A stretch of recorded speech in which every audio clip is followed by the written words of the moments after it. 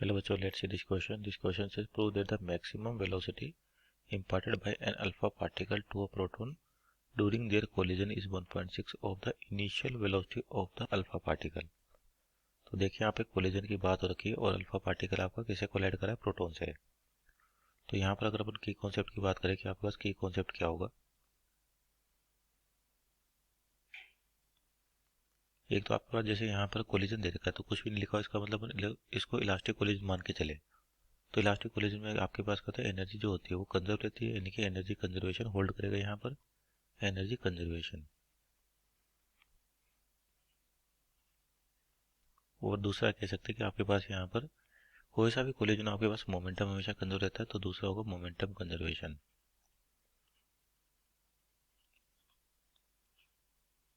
Momentum conservation, तो ये दो आपके की कॉन्सेप्ट यहाँ पे काम आएंगे। अब देखिए हो क्या रहा है कि प्रोटॉन, तो ये मान लिया आपका प्रोटॉन है और ये अल्फा पार्टिकल है। ये प्रोटॉन हो गया और ये अल्फा पार्टिकल है। प्रोटॉन का मास m, तो अल्फा पार्टिकल का मास से 4 टाइम्स होता नहीं, 4m होगा। तो मानते हैं इनिशियल वेलोसिटी इसके पास कितनी है, v नॉट है, और ये रेस्ट पर है आपके पास, तो इसकी इनिशियल वेलोसिटी क्या हो जाएगी, 0। अगर मोमेंटम कंजर्वेशन को होल्ड करें अपन, तो यानी कि अल्फा पार्टिकल का मोमेंटम अपन बोल देते हैं p नॉट इनिशियली। तो आपके पास कोलिजन के बाद क्या होगा कि दोनों किसी ना किसी वेलोसिटी जाएंगे, तो इनका भी कोई ना कोई मोमेंटम होगा। सपोज कर इसको p1 कह देते हैं, उसको p2 कह देते हैं, इसके मोमेंटम को p1 और इसके मोमेंटम को p2।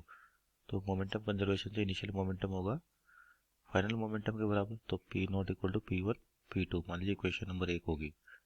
दूसरी एनर्जी कंजर्वेशन की बात करें तो आपके पास initial kinetic energy equal to क्या होगा, फाइनल काइनेटिक एनर्जी, कि फाइनल। वो तो आपके पास जो काइनेटिक एनर्जी होती है कि अगर इसको मोमेंटम की टर्म में लिखे तो ये होती है आपके पास p²/2m, और आती कहाँ से, आपके पास जो काइनेटिक एनर्जी होती है हाफ mv², हाफ mv²। तो अगर इसको m से मल्टीप्लाई कर दे और m से डिवाइड कर दे तो ये जगह m²v² जिसको मोमेंटम कहते हैं अपन, तो k की वैल्यू p²/2m हो जाएगी। तो अगर इसको एनर्जी को अपन मोमेंटम की टर्म में लिखे तो p, और इनिशियल को क्या बना अपन, नोट बना, p नॉट²/2m बराबर आपके पास दूसरा मोमेंटम क्या होना, p1 माना, तो यानी कि p², और यहाँ पे अल्फा पार्टिकल तो m अल्फा लिख देते हैं, तो p1² अपॉन ये हो गया आपका 2 times of mass of alpha particle plus p2² mass of proton m। तो ये यहाँ से इस इक्वेशन को थोड़ा सा मॉडिफाइड करें अपन को, क्योंकि अपने को चाहिए मोमेंटम वेलोसिटी किसकी चाहिए, प्रोटॉन की।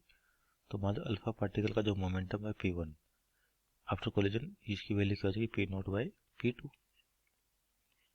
तो इसको इस इक्वेशन में रखें आपके पास, तो क्या इक्वेशन हो जाएगी आपके पास, p0² 2m अल्फा, तो m अल्फा यानी कि 4 टाइम्स ऑफ m हो जाएगा, बराबर p1 की जगह क्या लिखते अपन, p0 माइनस p2 का whole square divide by 2 mass of alpha particle यानी कि 4m प्लस p2² 2m। तो यहाँ से 2m तो हर जगह से कैंसिल आउट हो गया आपके पास, तो बचा कितना, ये p0²/4 बराबर p0 माइनस p2 का होल स्क्वायर डिवाइड बाई 4 और प्लस p2²/2। तो इसको भी कैंसिल आउट करें तो यहाँ पे 2 आ जाएगा, यहाँ पे भी 2 और ये 1 हो गया। तो इस इक्वेशन को सोल्व करें यहाँ से, तो आपको सोल्व करने पर आ रहा है जो यानी कि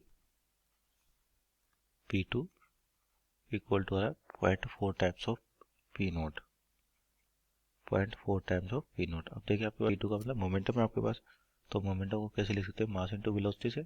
और p2 किसके लिए था आपके पास, प्रोटॉन के लिए, तो mass of proton into velocity of proton.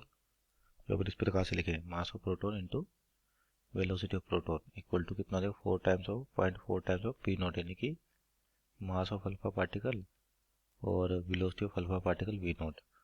तो यहाँ से अपन वेलोसिटी की वैल्यू निकालें, तो ये जगह 0.4 into mass of alpha particle जो कितना था 4m होता है, मास of proton m into v0 into v0, तो यानी कि कैंसिल आउट हो गया, तो यानी कि vp की जो वैल्यू होगी वही 1.6 टाइम ऑफ v0।